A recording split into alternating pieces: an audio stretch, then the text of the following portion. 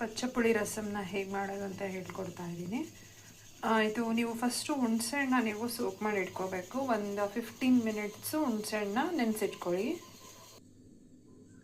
Then ಸ್ವಲ್ಪ jeera and ಮೆಣಸು, then ಬೆಳ್ಳುಳ್ಳಿ, ಒಂದು ಹಸಿಮೆಣಸಿನ್ಕಾಯಿ, ಒಂದು ಚಿಕ್ಕ ಈರುಳ್ಳಿ ತೊಗೊಂಡಿದ್ದೀನಿ, ಆ್ಯಂಡ್ ದೆನ್ ಒಂದು 2-3 ಎಲೆ ಕರಿಬೇವು ತೊಗೊಂಡಿದ್ದೀನಿ.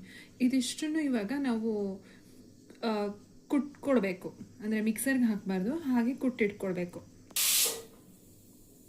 ಈಗ ಈ ರೀತಿ ಕುಟ್ಟಿಟ್ಕೊಂಡಿದ್ದೀನಿ, ಅಂದರೆ ಕಂಪ್ಲೀಟ್ ಕುಟ್ಟಿರೋದಲ್ಲ, ಸ್ವಲ್ಪ ಕುಟ್ಟಿಟ್ಕೊಳ್ಬೇಕು. ನೆನೆಸಿಟ್ಟಿರೋ ಹುಣಸೆಹಣ್ಣ ಇವಾಗ ಅದನ್ನು ಫಿಲ್ಟರ್ ಮಾಡಿಕೊಂಡು ರೆಡಿ ಮಾಡ್ಕೊಳ್ಬೇಕು ಈ ರೀತಿ. ಅದಾದಮೇಲೆ ಇದು ಜಜ್ಜಿರೋ ಮಿಶ್ರಣ ಇತ್ತಲ್ವ, ಆ ಜಜ್ಜಿರೋ ಮಿಶ್ರಣನ ಈ ಹುಣಸೆ ಹುಳಿಗೆ ಮಿಕ್ಸ್ ಮಾಡ್ಕೋಬೇಕು. ಅದ್ರ ಜೊತೆ ನಾನು ಇನ್ನೂ ಸ್ವಲ್ಪ ಈರುಳ್ಳಿ, ಅಂದರೆ ಅರ್ಧ ಈರುಳ್ಳಿನೂ ಆ್ಯಂಡ್ ಸ್ವಲ್ಪ ಸಾಲ್ಟನ್ನ ಮಿಕ್ಸ್ ಮಾಡ್ಕೊಳ್ತೀನಿ.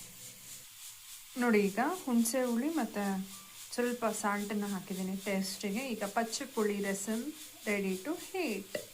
Thank you.